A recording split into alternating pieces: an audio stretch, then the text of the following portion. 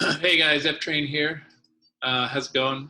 It's Thor's Day, and hopefully you guys are doing awesome. Hopefully everybody is healthy and well. If I hope all your family is well too, and friends and everybody. I know there's a lot of sick people out there, so keep them in your prayers.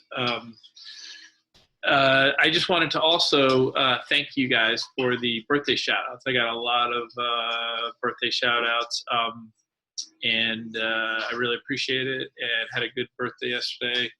Got to spend good time with the fam, and we got to have some fun times, good food, and it was a great day. So anyway, thanks again for all those shout outs. So today we're going to talk about star clusters, okay? So how do you calculate the age of a star cluster, of a star using your HR diagram? So I'll let you kind of go back in your notes and remember how to do that, okay? All right, star clusters are the only way that we can determine the age of a star, okay? Did you hear that? The only way, all right? Now, what is a star cluster? Or first of all, what question, obviously, what can we learn from star clusters? So first question though is, what is a star cluster, okay? How would you describe this cluster of stars? And usually the answer I get is it kind of looks like a ball or something, and or you could say a globe, and this is known as a globular cluster. Now, a globular cluster like this can have, up to 1 million stars in a relatively small region of, only 10 to 30 parsecs. Now, obviously, that's a huge area or volume. However, that's also a huge number of stars. Now, the distance between them is still huge. So if that star cluster hit another star cluster, it'd be unlikely that any of those stars would actually contact each other, because it's still mostly empty space. But compared to the really mostly empty space of space, it's pretty crowded. This is known as an open cluster.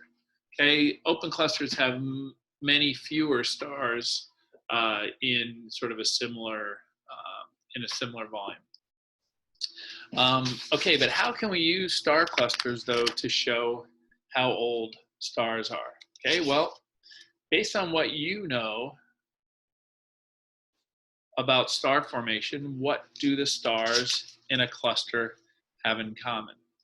And so one of the things we learned is that, basically stars form from a huge cloud of gas. And it makes sense that stars in a cluster are all going to form in the same cloud of gas, okay? And it's also going to make sense that they're going to form in roughly around the same time. Now, they're not all forming the same day or even the same year or even the same millennium, okay? So they might form, millions of years apart, but in the grand scheme of things, that's still, roughly the same amount of time when you consider, 13 billion year history of our, of our universe.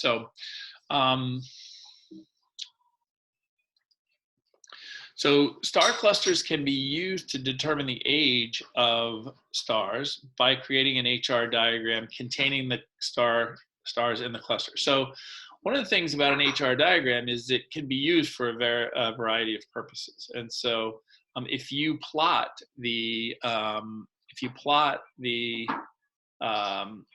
luminosity versus the temperature of all the different stars in a star cluster, then you're going to be able to use that information to determine the age of that cluster, and hence the age of those stars. Okay, so and because of this, star clusters are a virtual microcosm of stellar evolution. Okay, and you can actually see, just from looking at this picture here, you can actually see a picture of the fact that right around here is where the oldest stars are going to occur. So if we can determine how old those stars are, we'll know how old the star cluster is, okay? So which star cluster is older, okay? Well, one thing we know is that what we learned when we learned about the lifespan of stars, we know that very hot and very luminous stars, the ones in the upper left-hand corner of the HR diagram, those stars have a much shorter lifespan, right? And remember, because they're so hot, they burn out relatively quickly. Whereas the stars on the lower right-hand corner, did I say so? Upper left, those have short lifespans. Lower right have much longer lifespans. Okay, so we can tell here that this star cluster here.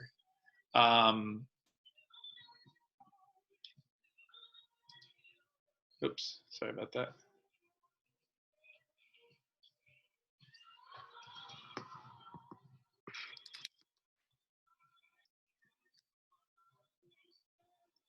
Hold on, I'm having some technical difficulties right here. Hold on. Hey guys, hold on a second. Okay, F-Train back at you. All right, so if you look at these two clusters, you can tell that this cluster here still has some stars in it that can't be very old because they have very, very short lifespans, right? Whereas this cluster here, the oldest star, or I'm sorry, the youngest stars that it has are going to be the ones here, which will be, which will have much longer lifespans, okay? So why does the main sequence grow shorter with time, like a candle burning down? So you can actually, when we talked about it, it's like sort of a microcosm of stellar evolution. You can actually see the main sequence getting shorter as time goes by. You can see this one has this star cluster has an age of like 1 million years. This one's like what, 100 million years, and this one's like 4 billion years. And as they get older, they get shorter. Okay.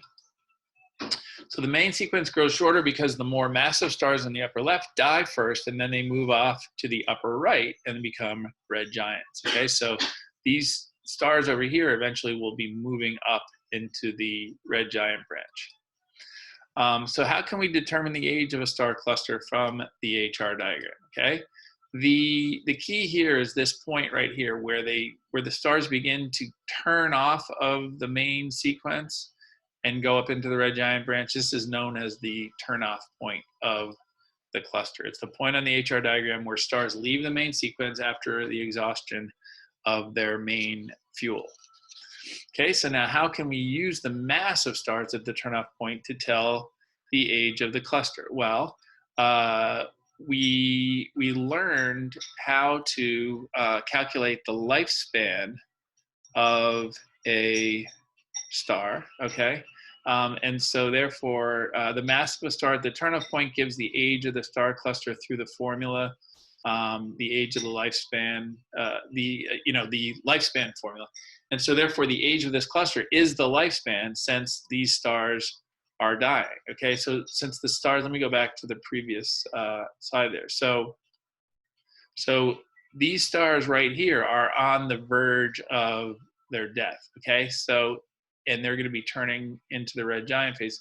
So if you can determine what the lifespan of a star like this is, and you know that it's about to die, then you know how old it is, right? If there's a 90-year-old person who is, ready to die, then you know that their lifespan was 90, right? Kind of a morbid example, but sorry about that. All right. So the age of the lifespan since they're dying. So we know how to find the lifespan. Remember, it's just going to be 1 divided by the mass of the star to the 2.5, or just the mass of the star to the negative 2.5, multiplied by 10 billion years, okay? So T is the age of the cluster in years, M is the mass of the star at the turnoff point, and solar masses. Remember, the units are solar masses. And okay, so how do star clusters confirm that stars evolve? I'll let you think about that one. We kind of answered already. And I'll give you a practice problem here. Turnoff point of a particular star cluster is 3 solar masses. What's the age of that cluster? So you might want to pause and figure that out. And then I will give you the answer. And then I'm going to give you a video to watch. I call it the Dr. J video. For those of you who don't know who Dr. J is, you can look that up. But I'm not going to play it now. I'll post it on the Google Classroom page so that you can watch that at your leisure. Okay, have a great day. Thanks again for the birthday greetings, and be well and be safe. Okay, take care.